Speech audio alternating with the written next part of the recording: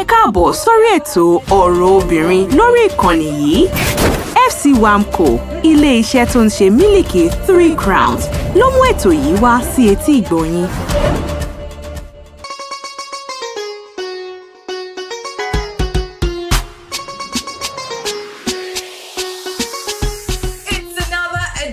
Of Women Matters on your favorite radio station. We're glad to be in your city. Good to be here. I am Ronke Giwa Onafuwa. Orúkọ tèmi ni Fọlákẹ́mi White. Ẹ ṣé o tẹ́ darapọ̀ wá lórí ètò ọ̀rọ̀ obìnrin fún títò. Inú wa dùn pa wà lẹ́gbẹ̀ẹ́ yìí. Pẹ́kí. We're so glad to be here. And today is going to be another explosive edition. We see all of your messages. Thank you, Joan, Toby. All of you that have said you've been missing us. We're glad to be back. I know we've been away, but we needed that break. Everyone needs a break. So if you're in business, if you're in school, if you're a mom, if you're whatever, a woman, whatever you do, please give yourself a break once in a while. Let go. Nítorí pé nǹkan tí ẹyẹ bá jẹ ò lẹyẹ bá gbé fún. Bẹ́ẹ̀ bá ṣe fúnra yín ní break, ẹ rí dájú pé nínú oúnjẹ tẹ́ ẹ jẹ ní gbogbo ìgbà 3 Crowns milk ó yọjú ní gbogbo ọ̀nà nítorí pé mílíkì eléyìí tó lè ṣara lóore ó ní 3 Crowns. Absolutely. Sometimes treat yourself. Just find a sachet of 3 Crowns milk. Or 2 bí mẹ́ta sínú omi tó lukewarm, not too hot, not too cold. Ó ní pẹ̀lú bí wẹ́dà bá ṣe rí. Kó wà very milky. Tó bá like coffee, honey, just put some honey in it. Sit down. Read your favorite book and just treat yourself. You deserve something good. Olórí kan sọ pé màá jáyé orí mi o, èmi ò mẹ̀yàn lá o, bá mú 3 Crowns o, èmi ò mẹ̀yàn lá o. Ẹ jẹ́ tọ́jú ara yín. Ọpẹ́ pàtàkì lọ́wọ́ àwọn onígbọ̀wọ́ wa 3 Crowns milk. À ń bọ̀ wọ́n lélẹ̀ ìfún wa.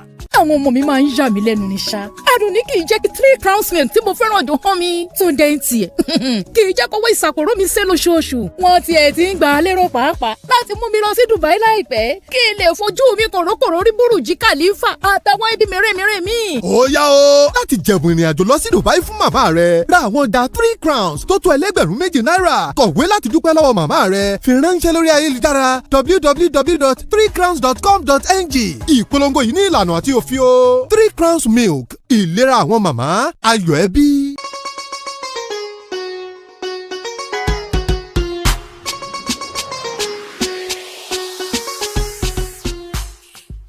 Padà láti ojú ọjà ọpẹ́ pàtàkì lẹ́ẹ̀kan sí lọ́wọ́ àwọn onígbọ̀wọ́ wa àwọn onídùúró wa.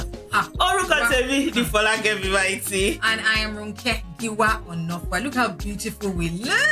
Láti dúpẹ́. Big well done to dress my closet for this wonderful fit. We appreciate you. You can follow her on social media and of course send her a DM as well. Obìnrin tó bá ti jábọ̀ kó láti wá African. Ó dẹ̀ wọ́n kó láti wo 3 Crowns milk láti tọ́jú ara ẹ̀. Tọ́jú ọkọ, tọ́jú ọbọ, ẹ ṣeun. Exactly. And you know, I started off by saying that women, we need to take care of ourselves too. And I think that taking care of yourself is not just buying yourself luxury items, going on holiday, but building your self-esteem, which is what we're going to be focusing on today. Obìnrin láti wọ bí ó ṣe máa jẹ́ kí ìyá ara ẹ̀ kó wà on the top gear. Exactly. Because àwọn ọkùnrin wa pàápàá wọn ní wọ̀ọ̀dọ̀ obìnrin tí ò mọ bó ṣe lè bùkún ìyá rẹ̀ wọ́n ní wọ̀ọ̀dọ̀ wọ́n kò ní láìkí ara ẹ̀. There are always people who are waiting, looking for rug to step on. So if you put yourself on the floor anyhow, there are people who will regularly trample on you. So it's how you carry yourself. And we're going to talk about the way. So if you're a woman here, maybe you are suffering from low self-esteem. Certain things have happened to you in the past. Maybe you are divorced. Maybe you were abused. Whatever. Trust that you can build up your self-esteem again. Because I believe every woman must have a good self-esteem. Whether you're single, whether you're married, if you're around people or around certain things that keep bringing down your self-esteem, that's a red flag. Ìyẹn ni ìtọ́wò fóun tá a ní lọ́jọ́ ti tòní lórí ètò ọ̀rọ̀ obìnrin. Ẹ ti mọ̀ pípẹ́ àwọn onígbọ̀wọ́ wa. Wọ́n wà lórí gbogbo social media platform. Facebook wà bẹ̀, Twitter wà bẹ̀, Instagram wà bẹ̀, YouTube wà. Kò síbi tẹ́ ẹ ti wá 3 Crowns. Absolutely. And we want you to follow us all across our social media platforms because there's lots to give away. We have goodie bags. We have 3 Crowns milk. That in every season, we want to gift you. So the only way you can be part of our winners is if you're part of this family. This family is full of wise people, sensible people, amazing people. So wherever you see us, please contribute, whether in the comment section, whether via text, whether by calling, just contribute and that will earn you a chance, to win something. Ẹ jẹ́ tún jà yìí sí. Ẹ bá tẹ̀lé 3 Crowns milk. ní gbogbo social media platform. Ẹ ti mọ̀ pé ojú wa báyìí ó wà lẹ́yìn. Tẹ́ bá tẹ̀ jẹ́rí tó ń wò dáadáa tẹ́ farabalẹ̀. Ẹ ti mọ̀ pé kò sí ìlú tí 3 Crowns mi kò ní. Tẹ́ bá ti wọ ilé ìtajà tó gbafẹ́ nílùú títí yìí, èyí tí ò gbafẹ́ gan, 3 Crowns wà bẹ́ẹ̀. Ẹ jọ̀ọ́ ẹ dájú wípé ẹ yọ mílíkì eléyìí tó dára jùlọ láàyò 3 Crowns. And I think the best way to listen to us really is to just have your mug of milk or tea or whatever, or tapioca or pap, and just enjoy this conversation. Over sunshine. That's the best way to listen to us, because sometimes we'll make you laugh, sometimes we'll even annoy you, because I know we'll have some opinions sometimes that'll just make you think about your own question, but we're all different, and that's what makes us all beautiful. Ṣé wá rí lọ́jọ́ tòní àti ló jẹ́ kékeré kan ilé ìtasìn fún yìí tàbá fẹ́kẹ́ ìdọ̀kẹ́ tó kọ́pì lọ́sẹ̀ tó lọ a rí àwọn feedback àwọn bíi mélòó kan tó sọ fún wa. Trust me, your children will love you. Popsi lẹ́lòmíì máa ṣe at the end of the day but mo ní popsi òbí òní popsi kù. Ẹlòmíì máa ń pè ní ice lolly. Tó bá ti di mílíkì 3 Crowns ó ti popsi pé yẹ bá wọlé. Ó ti pop nìyẹn. So I hope you tried. If you didn't try it, go and watch back or listen back to last week's edition to learn how to make that popsicle that you can add 3 Crowns milk to, and just give your children an amazing. Ẹ tún lè tún wá wò lórí ọ̀rọ̀ obìnrin ní YouTube, ẹ lè tún wá wò lórí Instagram, ẹ lè tún wá wò lórí Facebook, gbogbo ibi tí pátápátá ò là wá ní 3 Crowns milk. Ẹ wo báyìí la ṣe wà, ẹ lè separate wa rárá àti rárá. Ní hype bàjẹ́. But tó tọ́ di 3 Crowns babe. tó tọ́ di a lè parọ́ fún yín. Ẹ ti mọ̀ pé tí a bá ti rò kẹ́kí wá ọ̀dọ́ fún wa àti Fọlákẹ́mi Mighty àwọn ò lè fún yín nígbẹ̀ẹ́gbẹ̀. Exactly. And because we bring you quality program, that's why 3 Crowns can support and back us. They don't support nonsense. No doubt. So and so they're backing us because they know that we're adding value and impact into all the homes that we're able to reach. Bẹ́ẹ̀ náà dẹ̀ ṣe gbọ́ wa tẹ̀ jù sí wa táwọn hàn tẹ̀yìn náà jù sí wa inú wa dùn. Ẹ rí dájú wípé ẹ comment lórí àwọn shows yìí. Ẹ rí pé àwa gan la ó wà Rónkẹ́ ló bá wá gbé fún wa. Eré nìyẹn á padà bọ̀ ẹ bá gbé kúrò bẹ́ẹ̀ 3 Crowns milk olówó ọ̀rọ̀ obìnrin wa ṣètì. Àwọn ọmọ mi máa ń yà mí lẹ́nu ní ṣá. Adùn ní kì í jẹ́ kí 3 Crowns milk tí mo fẹ́ràn dùn hàn mi. Tó ń dẹ́yìn tiẹ̀. Kì í jẹ́ kówó ìsàkóró mi sé lóṣooṣù. Wọ́n tiẹ̀ ti ń gbà á lérò pàápàá láti mú mi lọ sí Dubai láìpẹ́. Kí n lè fojú mi kòrókòró rí Burj Khalifa àtàwọn ibi mèremère mi. Ó yá o! Láti jẹ̀bùn ìrìn àjò lọ sí Dubai fún màmá rẹ̀, ra àwọn ọjà 3 Crowns tó tó $2,000 náírà. Kọ̀wé láti dúpẹ́ lọ́wọ́ màmá rẹ̀. Fi ránṣẹ́ lórí ayélujára www.3crowns.com.ng. Ìpolongo yìí ní ìlànà àti òfin o. 3 Crowns milk, ìlera àwọn màmá, ayọ̀ ẹbí.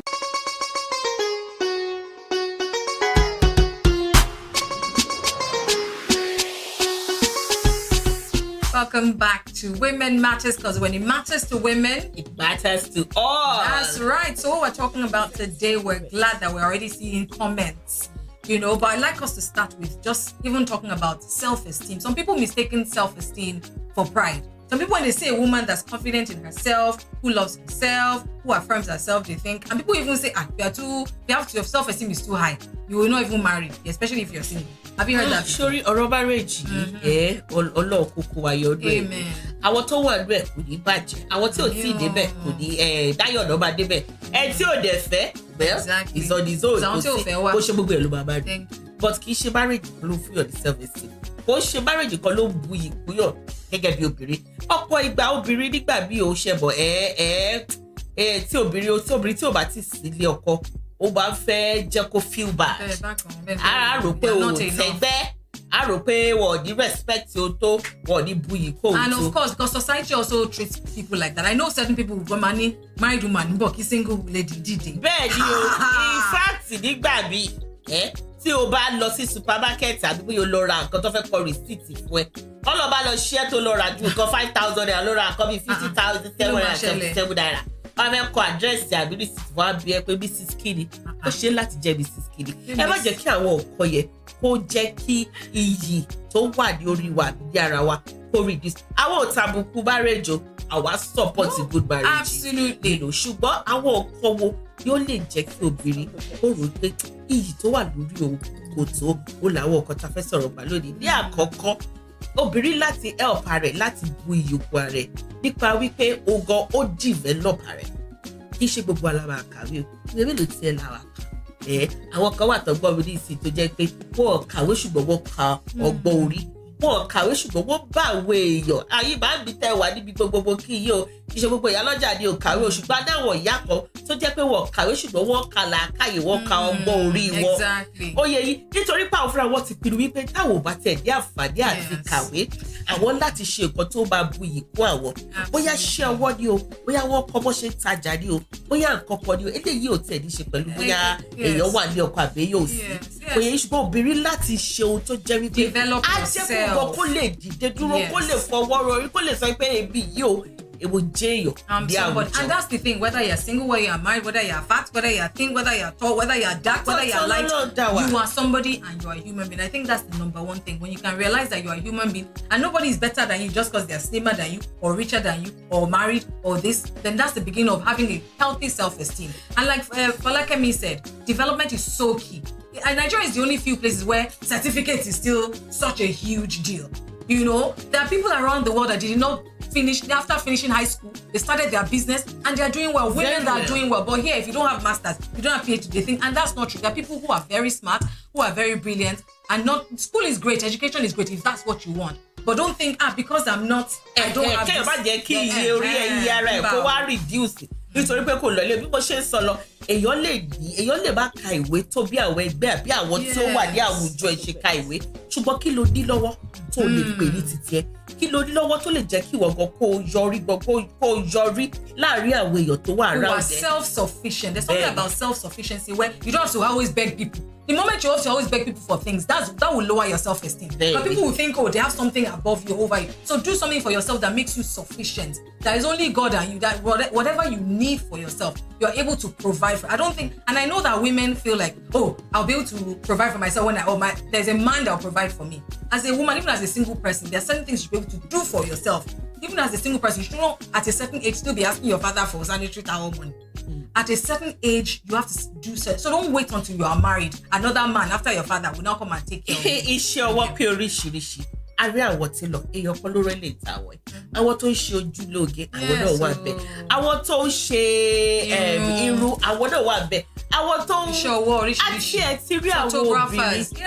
Kí àwọn tó wà lẹ́yìn kámẹ́rà wa, àwọn tó gbòòrò tó dẹ̀ gba àwọn àyàwòrán wa. A rí àwọn obìnrin tó kọ́ iṣẹ́ mechanic ní kò pẹ́ yìí láàrin obìnrin kan tí wọ́n sọ lórí ẹ̀rọ ayélujára tó ń wá tírélà. Irú obìnrin yẹn ó bá sọ ó ní pé ó ní tírélà tó wà yìí ó ní òun rò pé nǹkan mi wà tó tún lè ṣe ó jẹ́ kí ó lè jẹ́ ẹni ara títí ẹ̀ ó là wá sọ lórí ètò ọ̀rọ̀ obìnrin nítorí pé àwọn obìnrin gbòógì ni wá ní àwùjọ a ní láti ní ohun tá à ń ṣe gẹ́gẹ́ bí èèyàn kan ó ṣe trailer ni ó ṣe mechanic ni ó ṣe bricklayer iṣẹ́ wo tẹ̀ lóbìnrin ò ṣe wọ́n. Stop giving yourself excuses, and I know that there will always be reasons to give yourself excuses. Me lọ sí school mo ṣe lè ṣe. There's something that everybody can do that can help you provide for yourself. So stop making excuses that I'm not this enough or I'm not that enough. Build yourself. Know that if I have arms, I have legs, then I can do something for myself. Kéèyàn dẹ̀ dídì kan kó lè gbowó jáde kó rà. Èwo ni kí ayú 3 crowns kó bá ṣe yọ kó bá lè rówó tó fẹ́ fi rà kó ní kó nígbà tí dájú wa bá dé irú kí wá nìyẹn kó bá lè jẹun kó bá lè mú bílíkì aládùn 3 crowns fúnra rẹ̀ kó bá sọ pé come and buy. Ìyẹn ò tiẹ̀ dá rárá. Yàtọ̀ sí ìyẹn ọ̀pọ̀lọpọ̀ nǹkan ló máa ń jẹ́ kí àwọn èèyàn kó tiẹ̀ lè respect it. Yes. Àwọn àgbàdà tí wọ́n ṣe fọwọ́ rọ́ sẹ́yìn o. Ọkọ ẹ̀gá lè sọ fẹ́ pé ó yá bí àbá yọ síra. Globe your husband travel for 2 weeks, you cannot change it. Bẹ́ẹ̀ni, àwọn ọkùnrin wa tẹ̀ wọ̀ yẹn ṣe. If you people have just been in the dark. Tó bá ti bọ̀ wípé obìnrin. If the husband dies, God forbid. If a man dies, and that's why it's important for a woman to be self-sufficient. Anything can happen in the family. So a woman must be able to at least care for the woman and do a lot of what things. Is expected. Bẹ́ẹ̀ni, ọ̀rọ̀ obìnrin ọ̀rọ̀ gbogbo wa ni ó kọ̀ wá ó kọ̀ mí ó kọ̀ mọ́ mi ó kọ̀ grandma ó kọ̀ from the 4th generation to the you understand. Ní ìgbà kan tí mo kọjá ní àdúgbò kan ní Ìbàdàn mo rí àwọn bí ọjọ́ sátidé ni mo rí àwọn bàbá yẹn wọ́n jọ wà ká bébí àti Rónkẹ́ ṣe kó sí ẹ̀mẹ́yẹmẹ́ lónìí wọ́n wà ká wọ́n pọ̀ tọ́jọ́ wọ́n wá ṣe iṣẹ́ yẹn láàárọ̀ kùtùkùtù irú mi dẹ̀ dùn sí wọ́n dàgbé kíkan lówó kan kíkan bẹ̀rẹ̀ sí ní dájú ọ pé ẹ̀yin bá mi mo gbóríyìn fún yín ìdí iṣẹ́ ẹni náà ti ń bọ̀ ní lọ́rẹ̀ ó dẹ̀ ní èèyàn ṣe lè ní iyì gẹ́gẹ́ bí obìnrin lè tó ń pè ní self-esteem á padà bọ̀ ebi ò tiẹ̀ ní láti sọ fún ibo ọ̀pẹ́ ẹ̀dí pé kú bẹ́ẹ̀ ọ̀rọ̀ obìnrin ọ̀rọ̀ gbogbo wa ni afẹ́dọ̀jì ọjà ó yẹ gbé báskẹ̀tì. àwọn ọmọ mi máa ń yà mí lẹ́nu ní ṣá. Àdùnní kì í jẹ́ kí 3 crowns milk tí mo fẹ́ràn jù hàn mi. Túndé ń tiẹ̀ kì í jẹ́ kówó ìsàkóró mi sé lóṣooṣù. Wọ́n tiẹ̀ ti ń gbà á lérò pàápàá láti mú mi lọ sí Dubai láìpẹ́ kí n lè fojú mi kòrókòró rí Burj Khalifa àtàwọn ibi mèremère mi. ó yá o láti jẹ̀bùn ìrìn àjò lọ sí Dubai fún màmá rẹ ra àwọn ọjà 3 crowns tó tó ẹlẹ́gbẹ̀rún méjì náírà kọ̀wé láti dúpẹ́ lọ́wọ́ màmá rẹ fi ránṣẹ́ lórí ayélujára www.3crowns.com.ng ìpolongo yìí ní ìlànà àti òfin o 3 crowns milk ìlera àwọn màmá ayọ̀ ẹbí.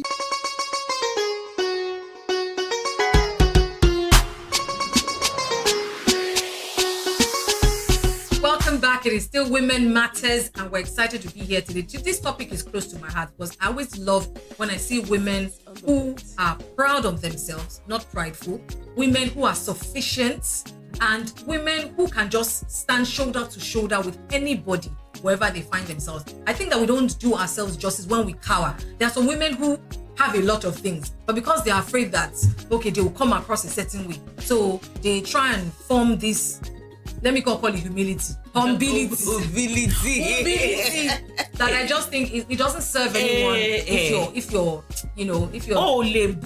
playing less. It doesn't serve anyone. Because if you go awo biwa society no. Bẹ́ẹ̀ni awo biwa bá sọ fún ẹ pé rọra o. Pápá tí owó bá jí sí ẹ lọ́wọ́, àbò tètè láwọ̀ kọ̀ọ̀kan. Tó dẹ̀ sí lọ́kọ, wá ní kò tí ì sàdé orí. Sàdé orí ò bá dẹ̀ sí wọ́n bá lè wá bá gbé orí kiri, you understand? Wọ́n wá sọ fún ẹ pé bá ti rà mọ́tò bá ti ṣe nǹkan bá àwọn ọkọ yẹn flash gbogbo makeup yìí sọ̀rọ̀ nípa fíìmù pé bóyá aṣọ yìí ò wá pọ̀ jù gbogbo yẹn dáadáa aṣọ yìí pọ̀ jù. And in truth there are men like that who once they see you are driving a car, for them they feel èmi tí mi ti ra mọ́tò àbí tí mọ́tò mi ò tó ti tẹ ṣé màá máa wọra wọn mọ́tò ẹ̀ ni. And the average man equal ẹ̀ ó máa fẹ́ ṣàfẹ́ jẹ́ bigger and better than the woman. àwa ò dẹ̀ báyìí àwa lè máa yín náà wòye ṣùgbọ́n ẹ jẹ́ káwa náà ṣàyè títí wa. Mo like ẹ̀rọ ọ̀dà o. Love language ẹ̀. Wọ́n lọ fi do something. Ọlọ́run ẹni tó mọ ní ló ṣe ni ọ̀rọ̀ obìnrin lè tó tẹ́ ẹ gbọ́ orúkọ tèmi ní Fọlákẹ́mi báyìí. I am Ronke Giwa ọ̀nà 3 crowns àwọn ọlọ́gbẹ́lẹ̀ wá sọ́dọ̀ wa lọ́gbé wá sọ́dọ̀ wa pé ká gbé wá sọ́dọ̀ yìí nítorí wípé ètò ọ̀rọ̀ obìnrin bẹ́ẹ̀ ṣe mọ̀ pọ̀rọ̀ gbogbo wa ni ó kọ everybody ṣùgbọ́n ká tó tẹ̀síwájú á láti rọ yín létí torí pé nǹkan tí ẹyẹ bá jẹ kò lẹyẹ máa gbé fún a lot of protein òní obìnrin nílò at every stage of our life. 3 crowns milk dẹ̀ jẹ́ mílíkì eléyìí tó ní gbogbo èròjà ilé ìta nílò at every stage of our life. Bóyá ọmọdé ni ẹ bóyá àgbà ni ẹ bóyá arúgbó ni ẹ ní gbogbo ẹ ó dẹ̀ ó tó bá nìkan moderate gbogbo èròjà tó moderate ó rí 3 crowns milk. Exactly. All right, so today we're talking about having good self-esteem as a woman. And what are there are pros and cons to having good self-esteem. We've talked about some. That some people say, and really self-esteem is not about riding car. There are women who are on bikes, but the way they carry themselves. There are women who, like we said earlier, are not as educated as others, but the way you carry yourself, the way you develop yourself, the way you polish yourself, I think is what matters. And I think one of the major positives about having good self-esteem is that you attract honor and you attract respect. Absolutely. Ṣé wá rí attracting honor and attracting respect bí ìyá àbí olóyìnbó ṣe sọ yìí ó pín sí oríṣiríṣi ṣùgbọ́n ìkan gbòógì tó wà mẹ́ta ti sọ tàbí tó máa tẹnuwọ́ ó ní pé iṣẹ́ ọwọ́ wọ́n ní iṣẹ́ ọwọ́ ẹni wọ́n ní àtẹ́lẹwọ́ ẹni kì í tọ́ ní jẹ ṣùgbọ́n pé obìnrin wá ní iṣẹ́ ọwọ́ yẹn ó lè fi ìdèyàn Ọlọ́run fi sí ipò breadwinner kì í ṣe chance fún láti wà proud gẹ́gẹ́ bó ṣe sọ pride yìí dẹ̀ lélẹ̀ kì í ṣe pọ́pùrù nìkan lẹ́nu bí ìtọ́ Ọlọ́run bá tètè dé lọ́wọ́ sókè máa proud ó bá proud sí ẹgbẹ́ ara ẹ̀gbọ́n àdọ́ta but ṣùgbọ́n this part of the world the part of this Nigeria níbi tá a ti you have to know that iṣu ẹni bá ta náà èèyàn máa dọ̀wọ́ bò jẹ́ àwọn ìwà kan wà tí àwọn obìnrin máa ń wù tó fi máa ròyìn pé bóyá eléyìí ó proud ni ó ní bá a ṣe máa ń báyọ̀ sọ̀rọ̀ wọ́n ní pẹ̀lẹ́ ó lápọ̀ ó làbọ̀ wọ́n dẹ̀ ní àìfi ẹ̀lẹ̀ kébò sí láìfi ẹ̀lẹ̀ ready bá ní jòsí. Now if you want to say something even tí inú bá bí ẹ gan you can say it in a very good way. Tí kò fi ní sọ pé eléyìí ìgbéraga ni, eléyìí kò sọ̀rọ̀ ṣàkálà sí yọ̀ ni. Gbogbo òkúta bá wà yìí, Ọlọ́run fi wá síbẹ̀ fún it's like a test. So we must be able to manage whatever space. How we finish so we pay pride in you. We're talking about self-esteem today or robbery. In fact, there's a text I want to share with you here. There's a text that, in fact, we thank you. So these days, you don't even have to say our text message number or our phone number. You just keep calling. It's as if some of you have saved our numbers on your phone. This is from Janet from Ontario. Canada. Hey.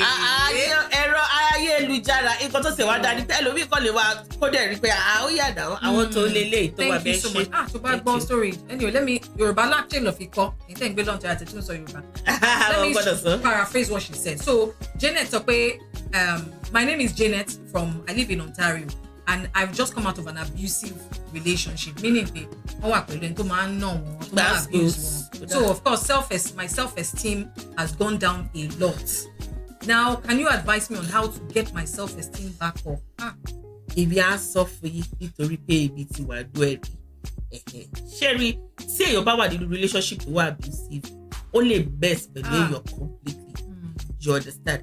It can be o gbọ́dọ̀ recognize it as abuse and not love. Yes. Because you have to recognize it as abuse and not love. Not love. Nítorí ọkùnrin mi wá sọ fẹ́ wípé ìfẹ́ tó ní sẹ́ ló ṣe gbá ẹ lójú gbá ẹ nínú. Kò lè work.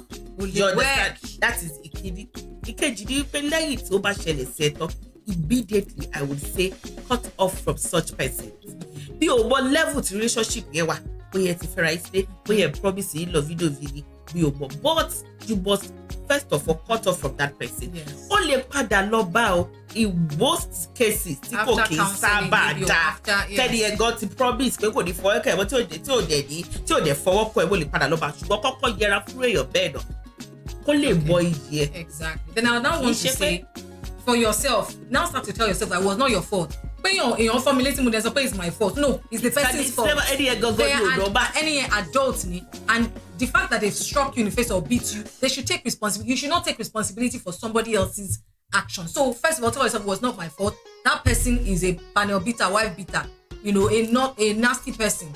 So when you resolve yourself of that blame, that guilt, you will now start the job of recovery, of realizing that okay, I don't deserve that. Recovery here the most person. You have to talk to people who really love you. Tí o ní fẹ́ ṣe yẹ, àbí tó ní bú ẹ lé lórí. Àwọn ìyá wa ẹ̀yin mọ́ mi ẹ̀yin dájú mo kí yín gboyè. Ṣùgbọ́n ìjọ tẹ́ bá ní ọmọbìnrin àbí ọmọkùnrin tó suffer abuse tí wọ́n lù lé ní ìlú lọ́la. Ẹ bá sọ pé ẹnu ẹ̀ ló mú. Ẹ bá sọ pé òdi ò ṣe. Ẹ láti wá kúlẹ̀kúlẹ̀. Kẹ́ẹ̀dẹ̀ fún ní shelter. Ẹ fún ní cover. Ẹ jẹ́ kó bóyá ọ̀dọ̀ yìí ló máa kọ́kọ́ wá ní òbí ní kó dálé wojú o. Ṣùgbọ́n bóyá ọ̀dọ̀ yìí láti ẹ̀ kọ́kọ́ wá dọ́tà tẹ̀ kọ́kọ́ wá ibì kan tó safe lọ́tọ́rí. Ẹ tó wà láyé ló fẹ́ ọkọ. Ẹ tó wà láyé ló fẹ́ yàwó. Tó bá ti lù gbàgbó tó ti sọdá. Kọ́lọ̀ kó forí jì àwọn tó bá rú bẹ́ẹ̀ lọ. You understand? So first of all, tó bá ti wá padà.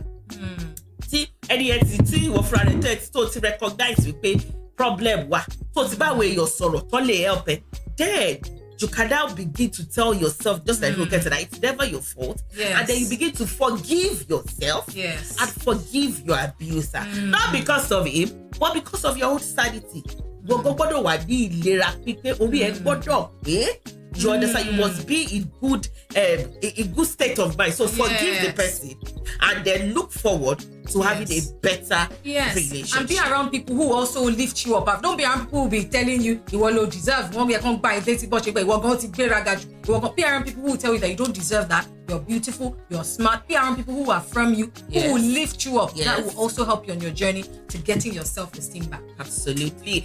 Oda Atupadabo. I like ibẹ̀ ṣe dá sí àwọn ọ̀rọ̀ wa o. I like ẹ gidi gan ni. Àdèbàkà ọ mẹ́sẹ̀jì tẹ̀ tá àbàkà mẹ́sẹ̀jì lé ní. Ẹ bá bínú kò ṣe àfojúdi. Ó rí bó ṣe rí náà dẹ̀. Bẹ́ẹ̀ dẹ̀ ṣe ń ra 3 crowns mix sí.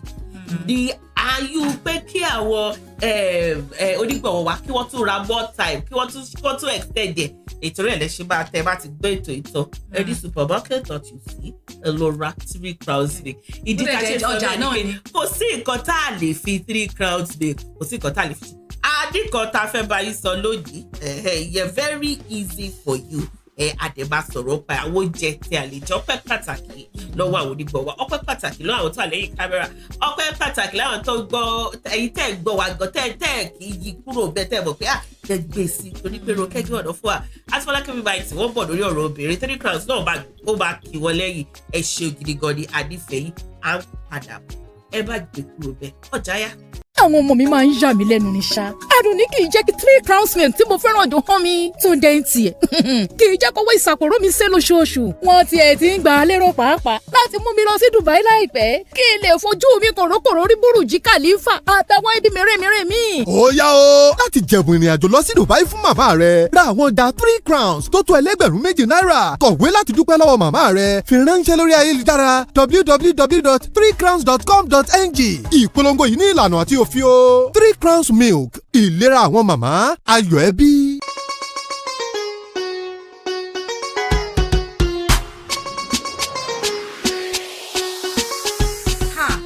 kò sásìkò bọ̀ o àti rò pàmò àti oúnjẹ lónìí ṣùgbọ́n ẹ bá wọ̀ rí lọ́sẹ̀ tó bọ̀ rẹ́sípì tá a wá fún ìtẹ̀lé ló 3 crowns mix fún yẹn àbábúwá ṣe ti gbọ̀ yìí ẹ ṣeun tẹ̀ gbọ́ wa àdìfẹ́ yìí gidi gan ni ọ̀rọ̀ obìnrin ọ̀rọ̀ gbogbo wa ni o when it matters to women it matters to all. ẹ ṣeun tẹ̀ gbọ́ wa á rí lọ́sẹ̀ tó bọ̀ orúkọ tèmi ní Fọlákẹ́mi Ronke Giwa Ọ̀nàfùwà. You just listened to Women Matters on this station. Brought to you by FC Wamco, makers of 3 Crowns Milk.